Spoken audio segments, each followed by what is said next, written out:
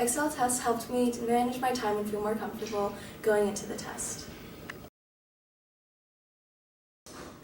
I thought the teachers were all pretty knowledgeable about the material, and while the material that they were teaching could be pretty boring, I think they did their best to make the classes interesting and keep students engaged.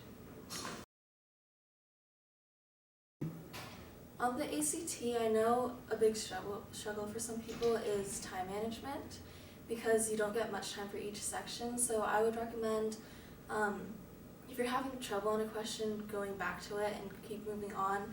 Try to double check questions as you go, and being able to read quickly, like the reading and science portions, helps as well.